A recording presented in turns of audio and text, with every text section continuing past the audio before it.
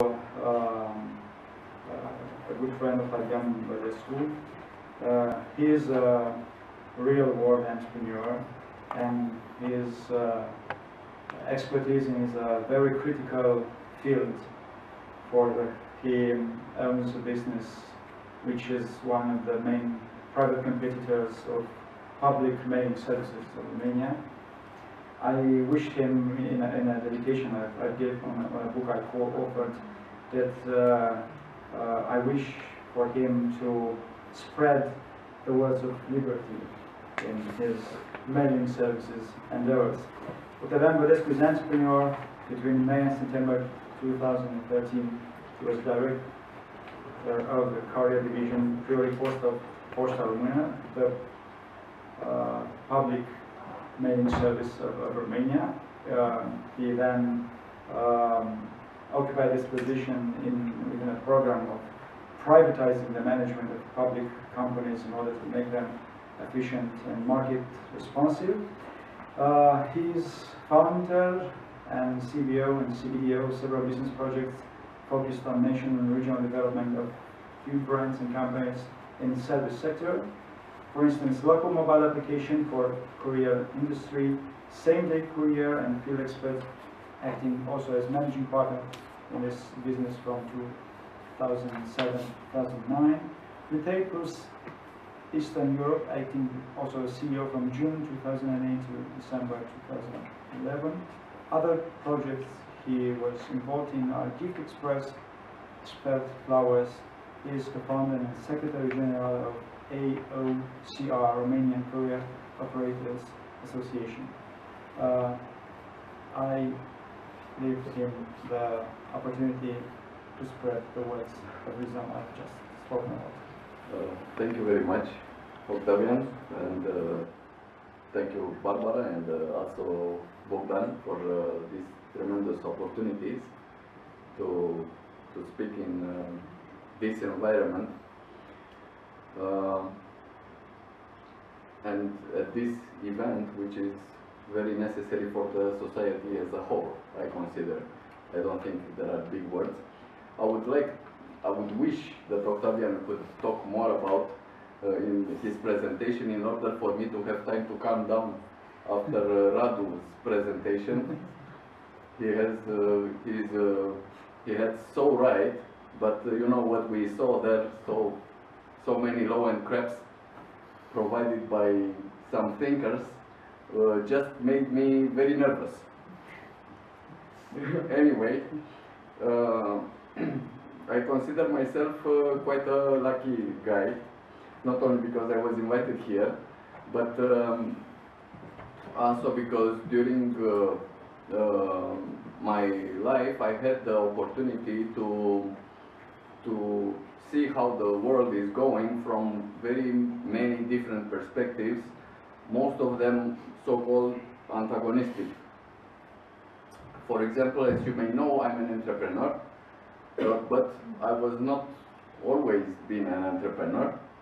I was not an employer, but also an employee at the beginnings.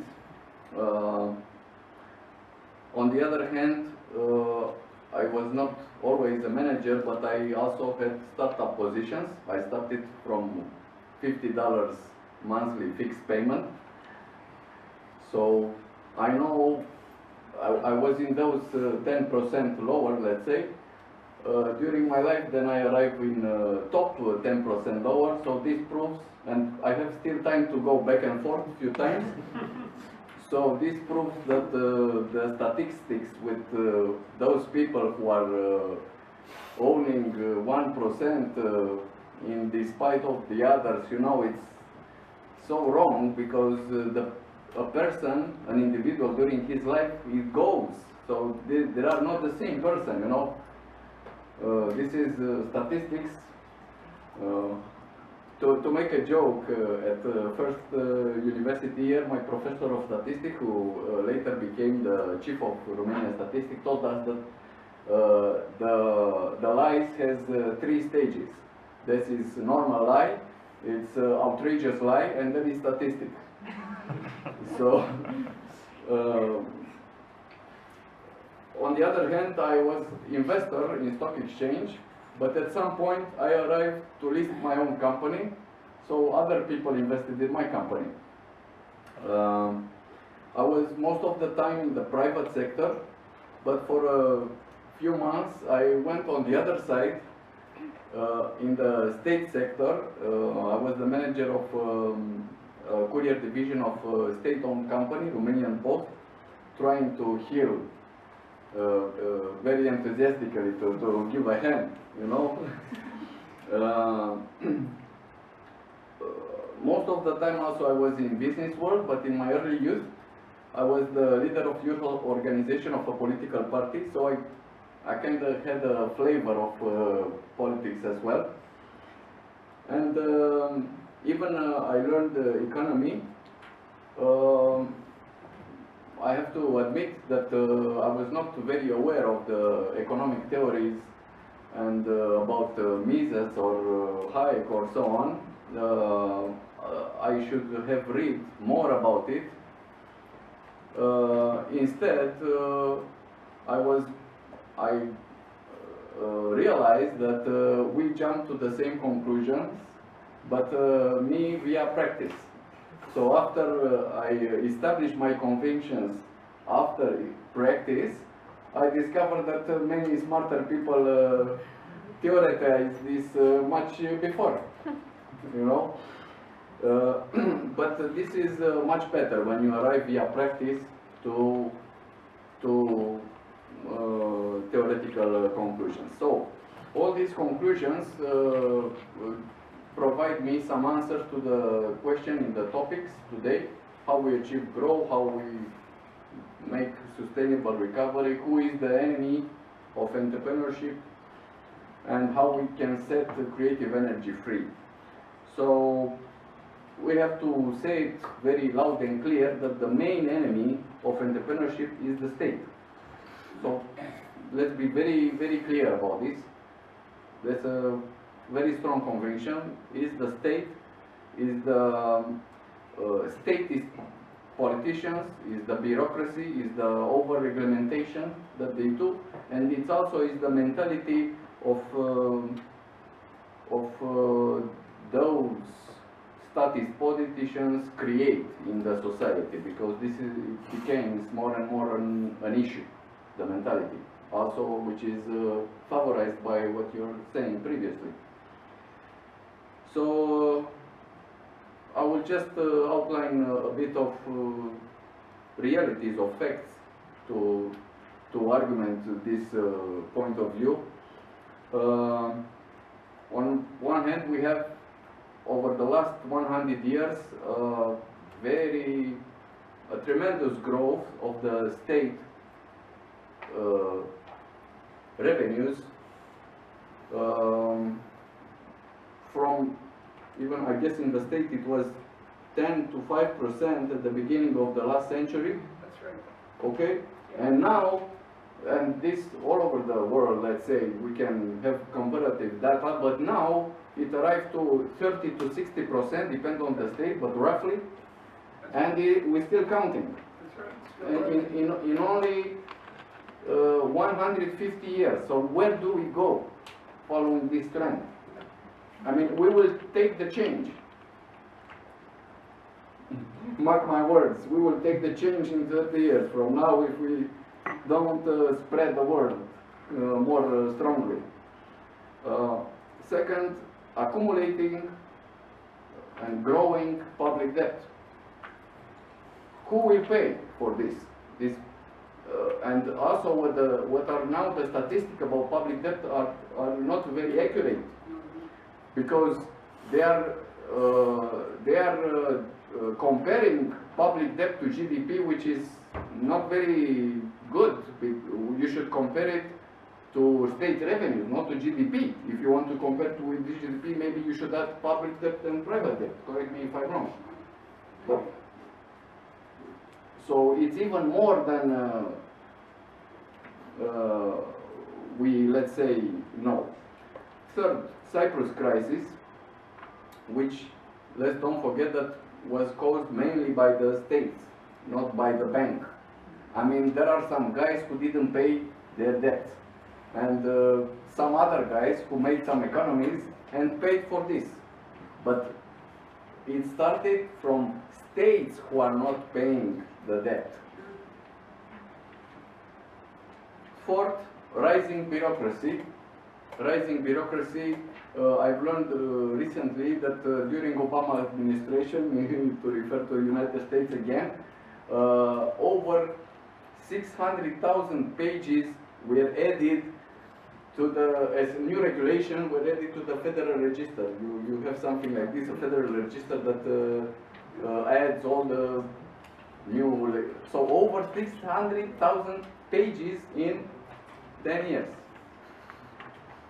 Related on Romania, we can say that the Romanian public agenda, as you may notice, is not dominated by issues like how do we cut the spendings of the state, but the issue is how do we raise more money to the state budget. I mean, this is what some people, even in the press, in the economic press, are doing seminars about. I mean, the conclusion is that we are not on the right track. We are not on the right track. And the risk is that in a, let's say, maximum 1 or 2 generations, we will have to deal with an exploited population, poorer, and with no defense mechanism against the state aggression. So we have to switch toward a state which is in favor to the citizens. The beneficiaries of this kind of state should be the people who are willing to work and the people who are willing to take risk. I mean, we have to regain the state back, because this has been confiscated by statist politicians. So, in order to do this, we need also to improve the democratic system, because we end up with this situation somehow gradually and in a democratic manner. Nobody forced us. So most probably we have to improve a bit the democratic system, which you remember that have been not been always like this. In order to move to the concrete solutions, to the practical solutions, I think we need disruptive innovations in our policies. This disruptive innovation will not, of course, the political leaders are those who are called to implement this, because from they should come, but they will not act unless there is a public pressure on it. I mean, nobody is acting by himself. So we need to create this kind of public pressure in order to contribute to solve this issue.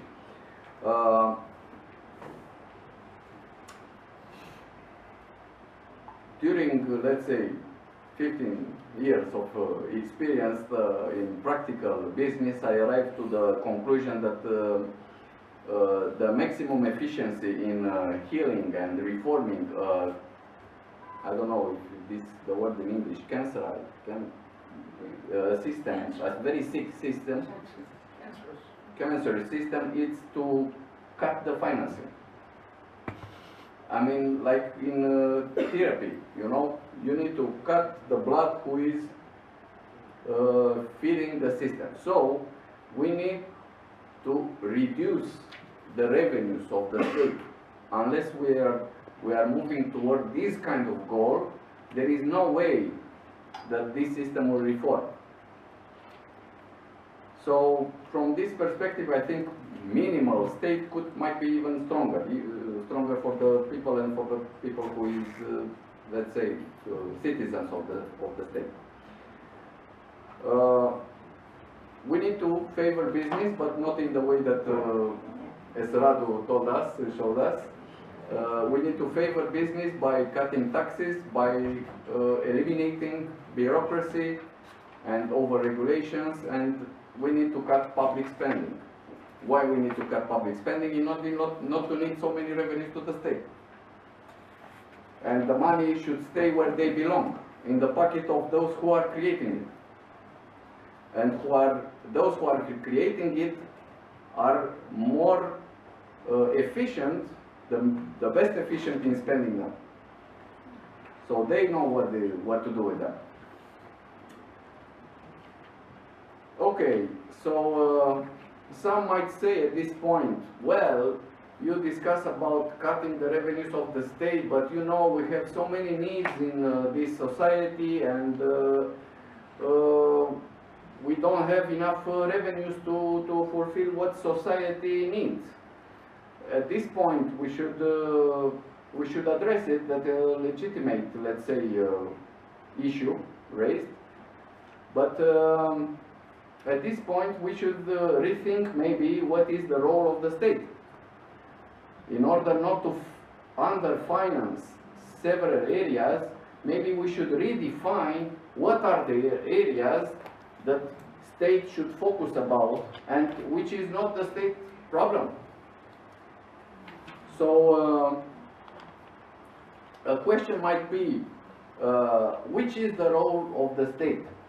It is the role of the state to protect me from your aggression, or rather aggression, fine, or it is the role of protecting me against my own aggression on myself, if I'm doing mistakes. Well, I say we cannot afford such a cost due to its limitless. We simply cannot afford to protect, to put on the state the role to protect ourselves from our own mistake. We need to move toward individual responsibility. So there is a lot of room for improvement on this, from this perspective, on the healthcare, on the retirement system, on the minimum wage, on the unemployment, you name it.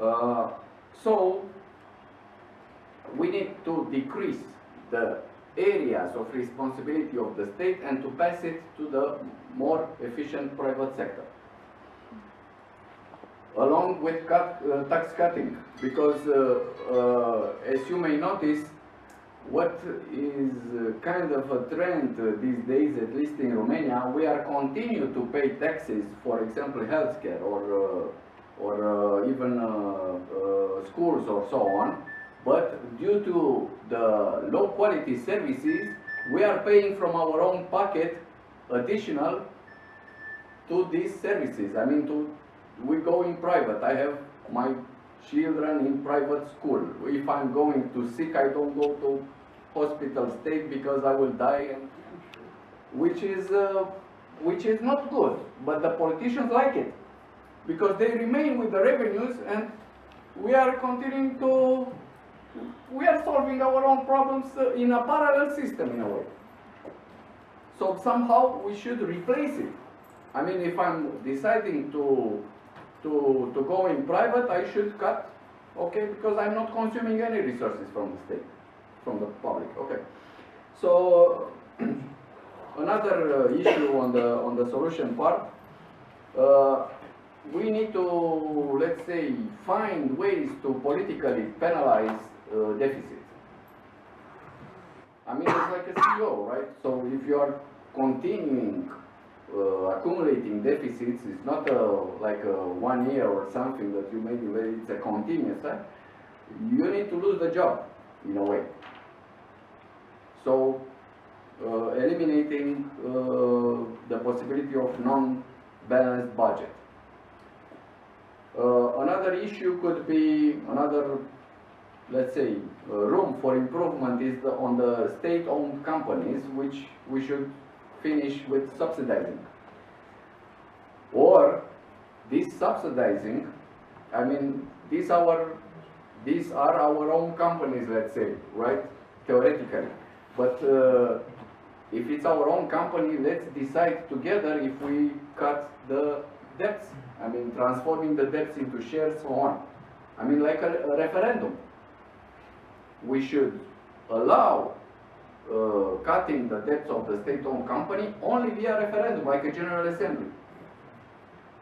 this might open a new perspective on this, and I don't think it will be very easy to sell it.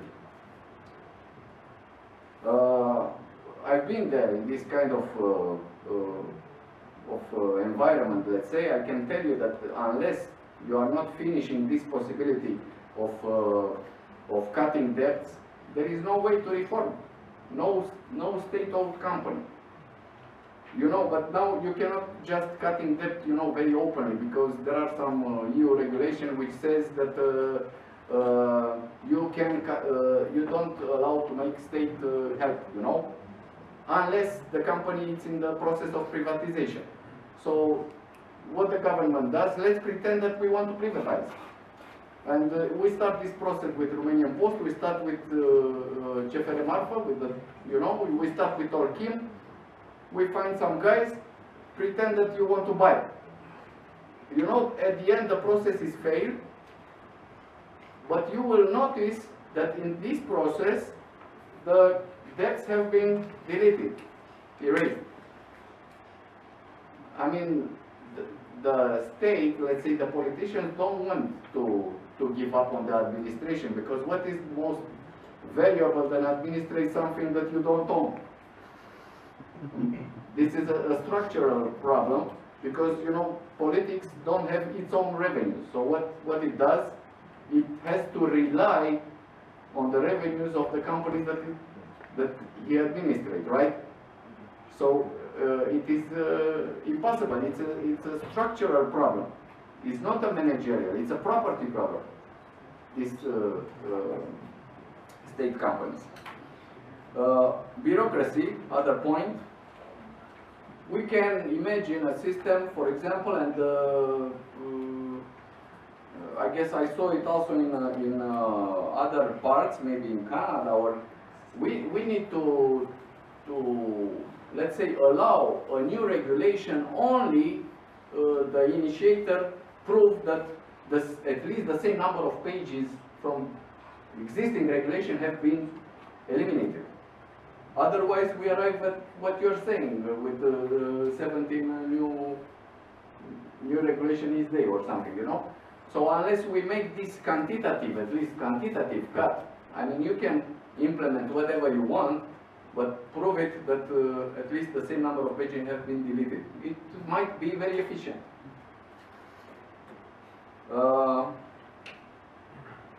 Last but not least, we need to give more power to the people.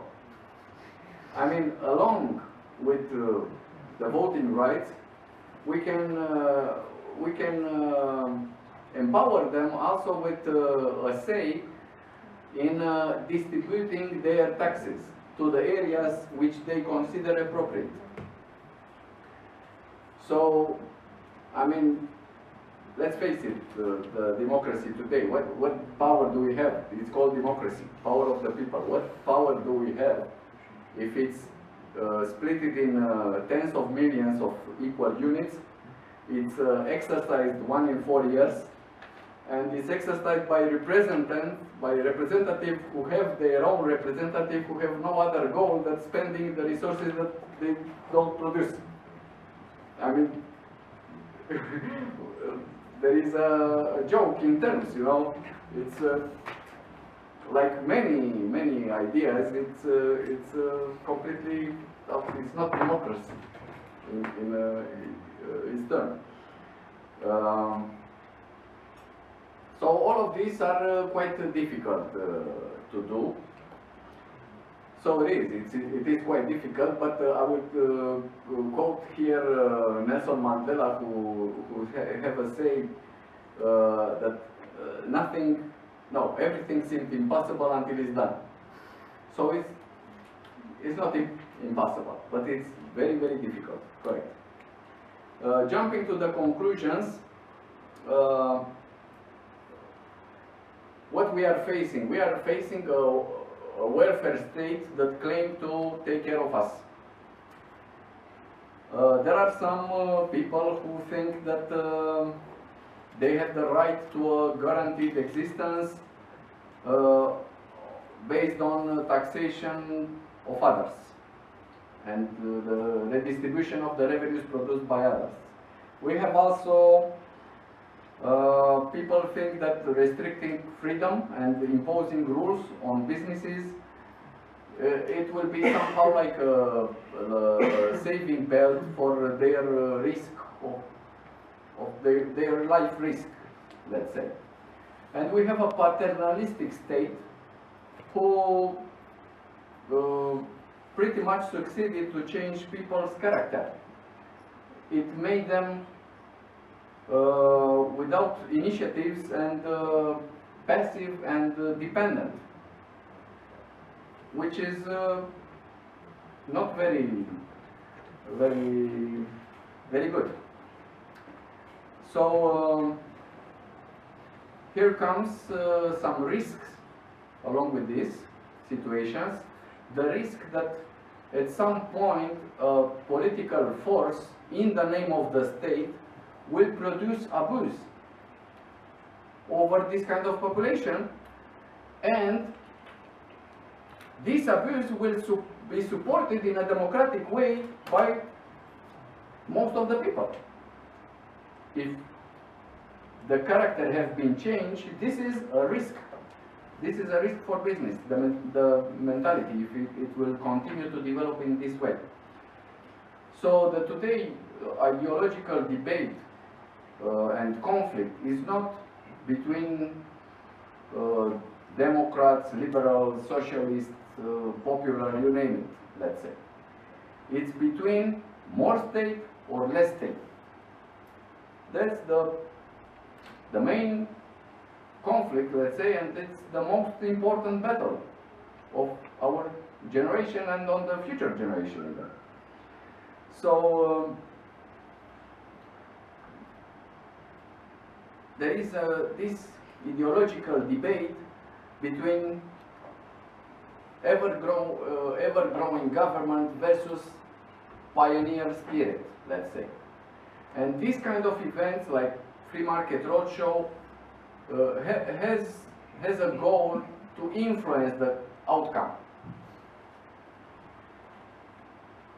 And this outcome should be to as somebody said, to get off the nanny on our backs, from our backs. Thank you.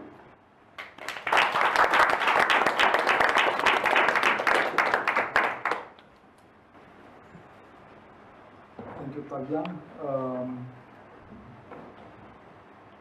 While you were speaking, I thought of what would be some appropriate conclusions to a movement such as the Free Market Roadshow, when put against the mainstream pro-governmental environment in both academia and civil society, because in both dimensions, the ideas way too friendly to the state are the orthodoxy.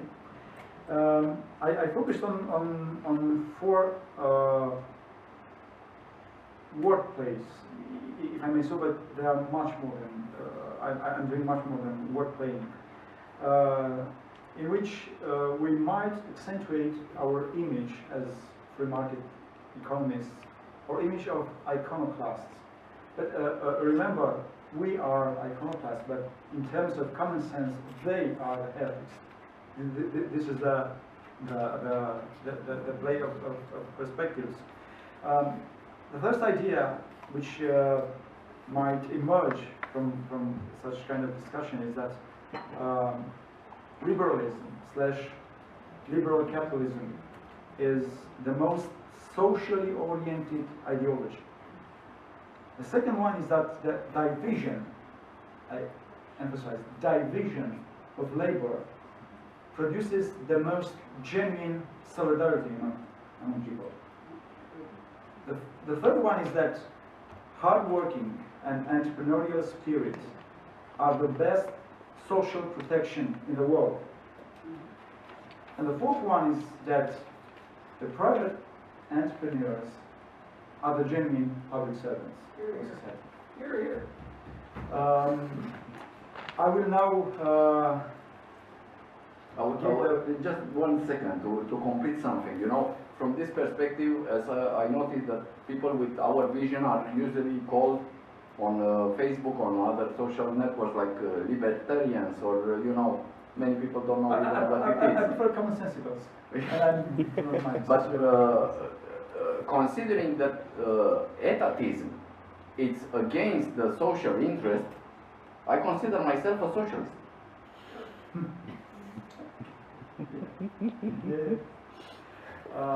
Now we got to the Q&A session, and the acknowledgement is as follows. The floor is yours, but please note that the sky is the limit. So feel free to ask whatever is in your feeling towards this discussion, or whatever topic which was not yet touched on. Okay.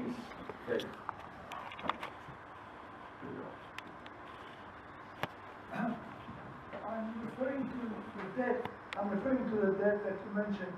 It's a very interesting observation on a light note, but serious. In Romanian language, we do not have a term for trillion. If you look in the dictionary, it stops at, we adopt the French, and the French as well, milliard. Over that, you know, we don't have it in the dictionary. Oh yes, you can borrow from English, but technically, you know, so you're in trouble if you go over a billion. Second, I would name this relationship of the state helping you, you know, this relationship incestus, actually, Mephisto syndrome. Okay, and the third one, and I'm finished with this, I'm done, is why we all agree here, and you know, this seems to, for all of us here, it seems to natural things. Most of the things that we say were not revelations, or he didn't stop and say, my God, how come I didn't think of that, okay? It just looked like common sense, right? Why are we losing the propaganda war? Okay? And to me, it's what it is. If a person, the two factors are important. The intelligence, right? And the information, basically the two factors that I've seen people with Nobel Prize in whatever field and so on. Therefore, their ability to think, if nothing else, I don't have a measurement, you know, IQ is not the problem. So that they will be intelligent by, and then when we start talking economics, you know, I mean, a third grade would probably do a lot better. So this is a serious question. I know you do your part, you know, the magazine, I know you do, but why, generally speaking, you know, the bad guys are the bankers, the bad guys are the guys who have, you know, a little more money. This idea of being a zero-sum society, if you have money, that means you're taking it from me. You know, there's no idea that a society technically grow, you know. And funny enough, a liberal, American liberal, let's not confuse, said these words that now looks like a conservative, that the rising tide lift all the boats, and the small and the big ones, you know, JFK, right? Now he would be considered, you know, one of the very reactionary. So I'm done, but I still this issue is not solved in my mind. Why are we losing this propaganda war? Why can't we explain basically that a guy who's got $60 billion, and you know, I envy him, right? Don't you know that this guy cannot eat 5 steaks, cannot drive 5 cars, cannot, I mean, this money, what does it mean? Invest them. I mean, you know, what he's going to do with it? So if he invests, he's going to create jobs, right? He's going to make money, good, but if you're looking only at this part, we have to be prepared.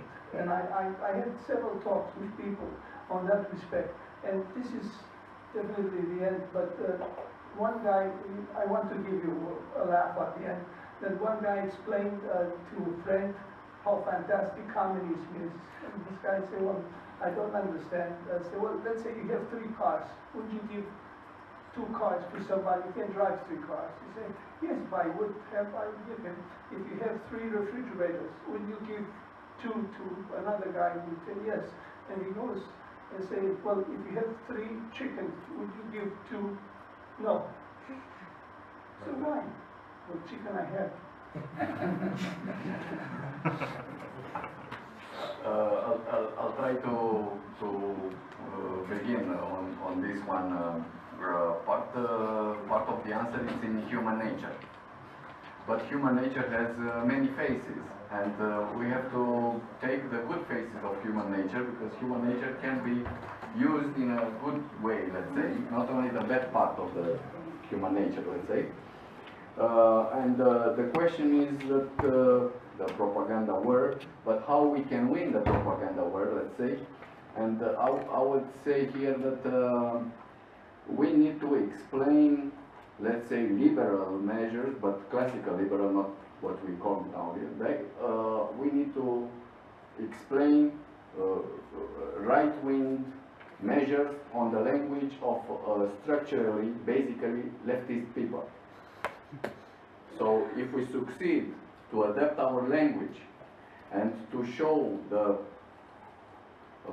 bottom, let's say, the common people, let's say, the average people, that it's against his own interest, the etatism is against his own interest, then this battle will be won.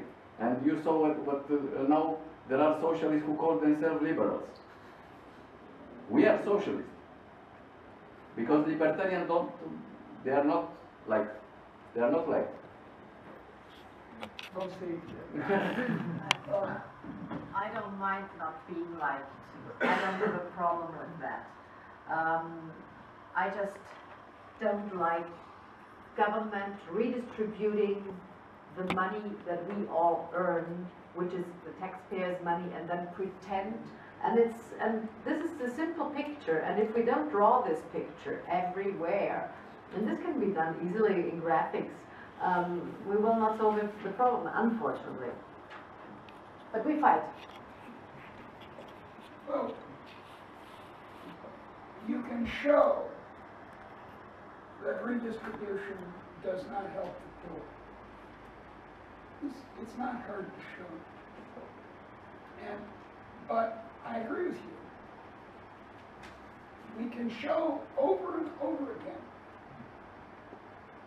these propositions, like economic growth is much more important for poor people than redistribution. Another fact. We show it. I don't know why we don't persuade. And speaking of, you were a Marxist earlier, right? I was.